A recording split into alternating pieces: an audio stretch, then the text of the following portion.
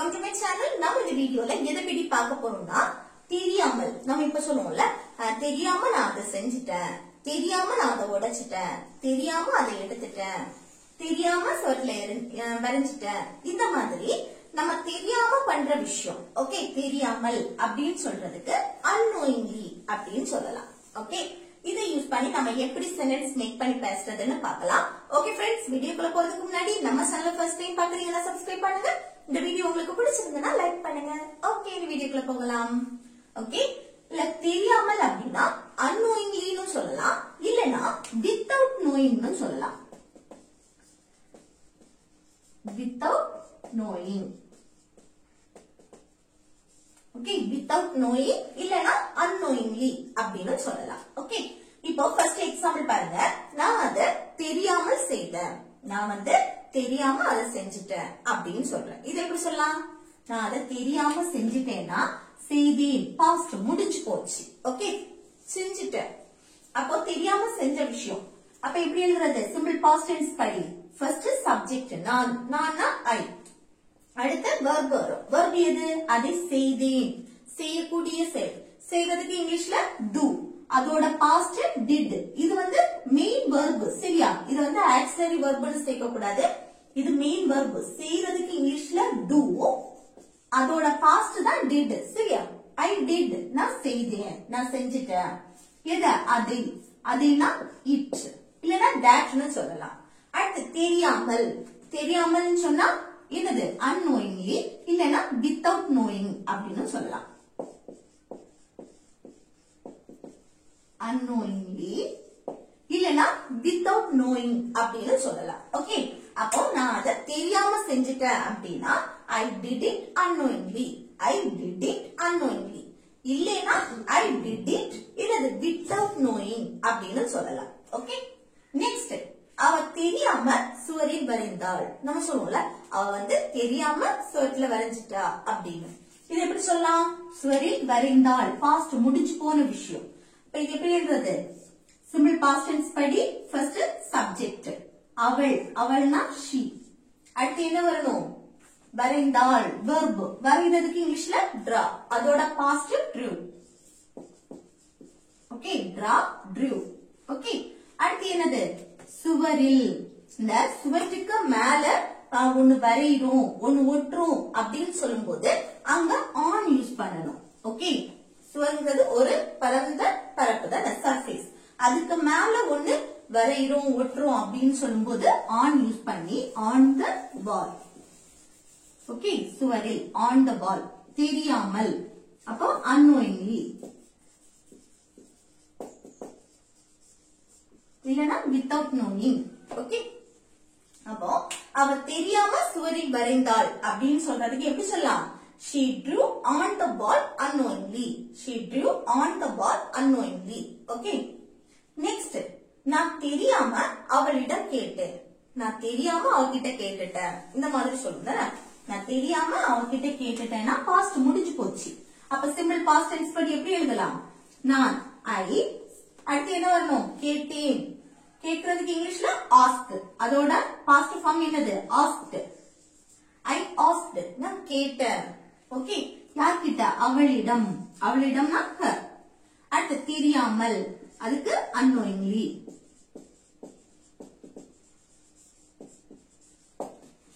Okay, அப்போ நான் தெரியாம அவகிட்ட கேட்டேன் அப்படின்னு சொல்றதுக்கு எப்படி சொல்லலாம்? I asked her unknowingly, I asked her unknowingly. Okay, அடுத்து நெக்ஸ்ட் பாருங்க. நான் தெரியாமல் அதை எடுத்தேன். நம்ம சொல்லுவோம்ல, நான் அதை தெரியாம எடுத்துட்டேன் அப்படின்னு. இது எப்படி சொல்லலாம்? பாஸ்ட் முடிஞ்சு போச்சுதான், நான் எடுத்தேன், எடுத்துட்டேன். அப்போ சிம்பிள் பாஸ்ட் டென்ஸ் படி. ஃபர்ஸ்ட் சப்ஜெக்ட் நான் ஐ, அடுத்து என்ன? வெர்ப். வெர்ப் என்ன? எடுக்கிறது. எடுக்கிறதுக்கு இங்கிலீஷ்ல டேக், அதோட பாஸ்ட் டுக். I took, நான் எடுத்தேன். எத? அதை. அதைனா it. ஓகே, இல்லனா that. தெரியாமல் unknowingly.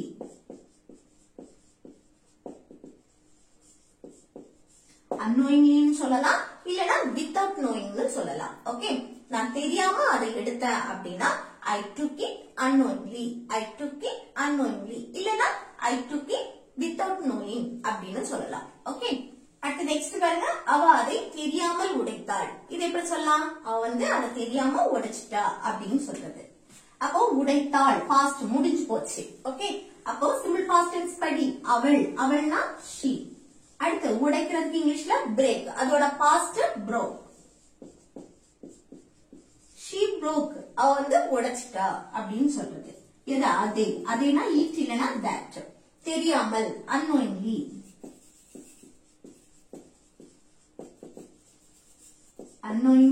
unknowingly சொல்லலாம், இல்லனா without knowing சொல்லலாம். ஓகே, அப்ப அவ அதை தெரியாம உடைச்சிட்டான்னு சொல்றதுக்கு she broke it unknowingly. she broke it unknowingly. அடுத்து நான் தெரியாம அந்த ட்ரெஸ் வாங்கினேன். நம்ம சொல்லுவோம்ல, நான் தெரியாம அந்த ட்ரெஸ் வாங்கிட்டேன் அப்படின்னு. இது எப்படி சொல்லலாம்? நான் தெரியாம வாங்கினேன், வாங்கிட்டேன், முடிஞ்சு போச்சு. அப்போ நான் ஐ. அடுத்து வாங்குறதுக்கு இங்கிலீஷ்ல பை, அதோட பாஸ்ட் பார். ஓகே, ஐ பார், நான் வாங்கினேன் இல்ல நான் வாங்கிட்டேன். எது? அந்த ட்ரெஸ்ஸை. அப்ப அந்த ட்ரெஸ்னா that dress. Okay, that dress. அடுத்து தெரியாமல் unknowingly.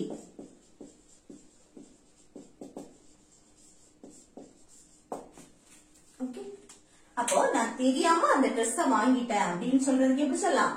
I bought that dress unknowingly. I bought that dress unknowingly. Okay, அடுத்து நெக்ஸ்ட் பாருங்க, எனக்கு தெரியப்படுத்து. ஏதாவது ஒரு விஷயம் நீ அறிஞ்சேன்னா எனக்கு தெரியப்படுத்து. அவ வந்தா எனக்கு தெரியப்படுத்து. அவ ஏதாவது சொன்னா எனக்கு தெரியப்படுத்து. இந்த மாதிரி எனக்கு தெரியப்படுத்துன்னு சொல்லுவோம்ல, அதுக்கு எப்படி சொல்லலாம்னா let me know. let me know அப்படின்னா எனக்கு தெரியப்படுத்து. இது அவளுக்கு தெரியப்படுத்து அப்படின்னா let, இந்த me இருக்குல்ல, அதுல வந்து அவளுக்கு, அது her. இந்த ஆப்ஜெக்ட் வந்து அதுக்கு அடுத்து வந்துடும். ஓகே, let அதுக்கு அடுத்து அந்த ஆப்ஜெக்ட், அதுக்கு அப்புறம் verb. Okay, let her know.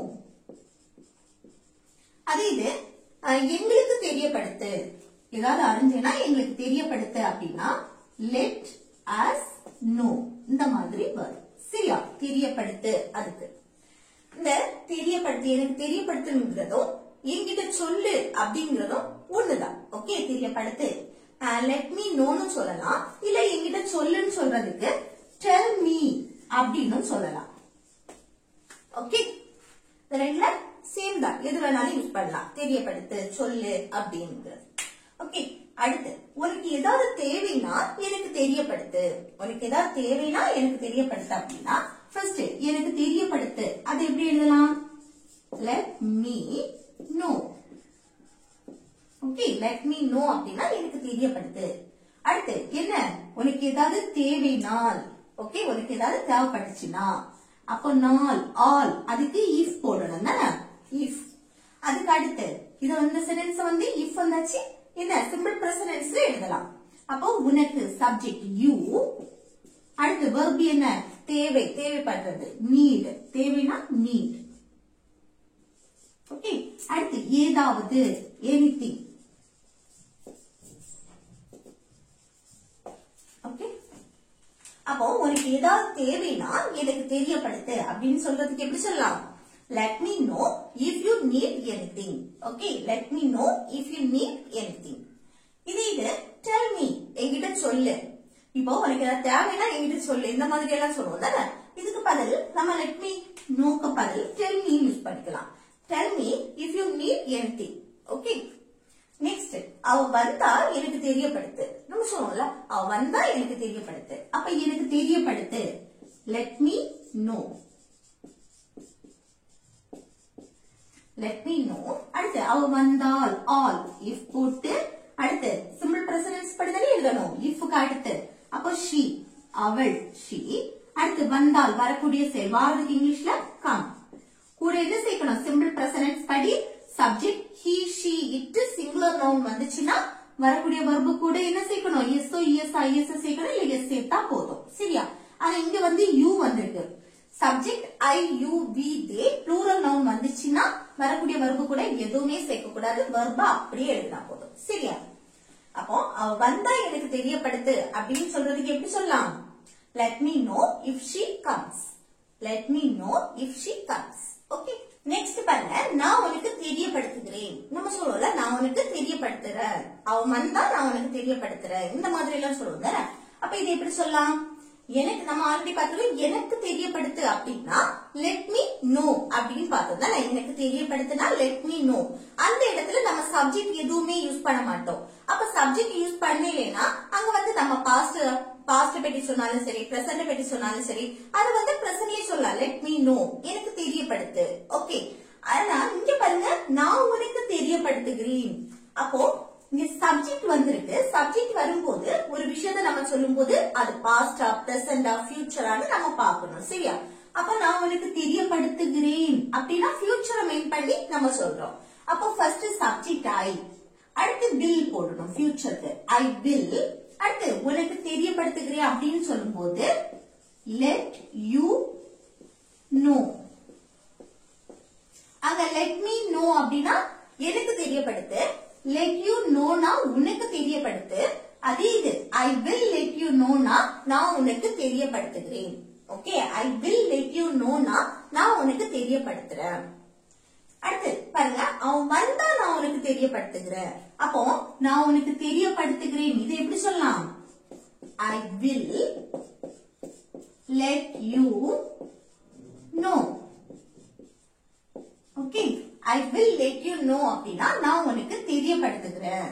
எப்போ? அவன் வந்தால், ஆல், அதுக்கு இஃப் போட்டுட்டு அவன், அவன்னா he. அடுத்து வரதுக்கு இங்கிலீஷ்ல come. சிம்பிள் பிரசன்ட் படிதானே எழுதுறோம். இந்த if வந்திருக்கு. அப்போ இது என்ன செய்யணும்? கூட எஸ் சேர்த்தா போதும். ஓகே, அப்ப அவன் வந்தா எனக்கு தெரியப்படுத்து அப்படின்னு சொல்லும்போது எப்படி சொல்லலாம்? let me know if he comes அப்படின்னு சொல்லுவோம். அதே இது அவன் வந்தா நான் உனக்கு தெரியப்படுத்துறேன் அப்படின்னு சொல்லும்போது எப்படி சொல்லலாம்? I will let you know if he comes. Okay, I will let you know if he comes. Next பாருங்க, நான் நாளைக்கு உனக்கு தெரியப்படுத்துறேன்.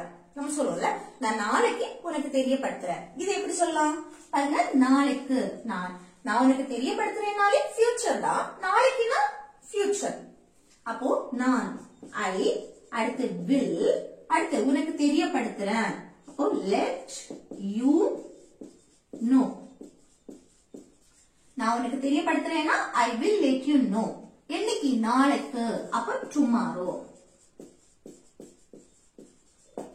ஓகே, அப்ப நான் நாளைக்கு உனக்கு தெரியப்படுத்துறேன் அப்படின்னு சொல்றதுக்கு ஐ will let you no tomorrow.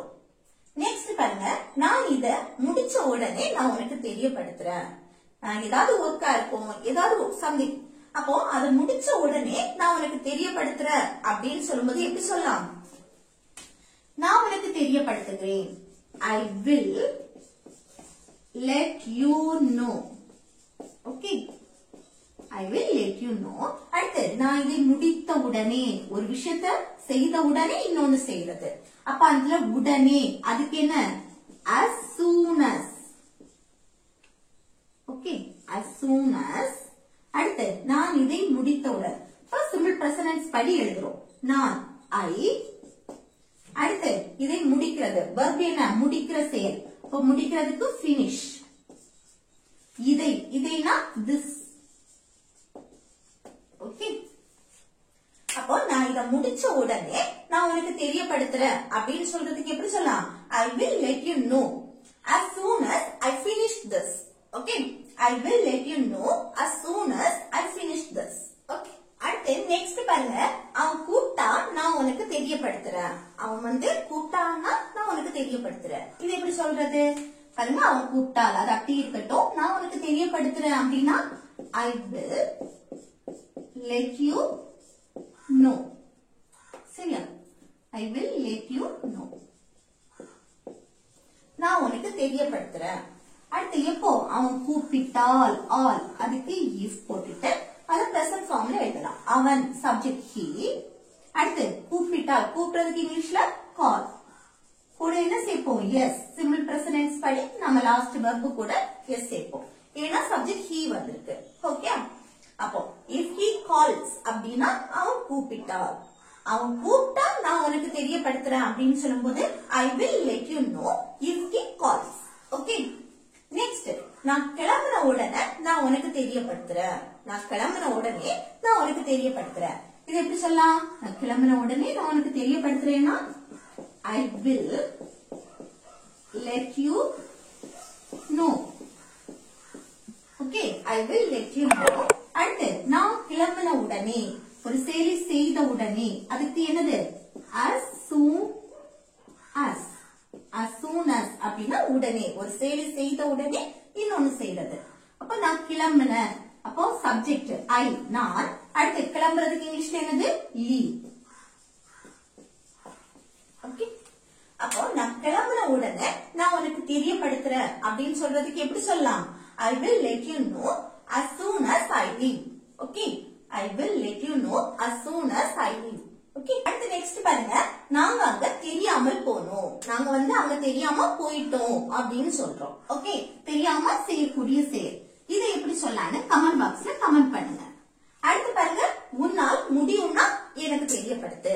உன்னால முடியும்னா ஒரு செயலை செய்ய முடியும், அந்த முடியும்னா எனக்கு தெரியப்படுத்து அப்படின்னு சொல்றேன். இதை எப்படி சொல்லலாம்னு கமெண்ட் பாக்ஸ்ல கமெண்ட் பண்ணுங்க. ஓகே, 2 ஹோம்வொர்க் கொடுத்திருக்கு, கமெண்ட் பண்ணுங்க.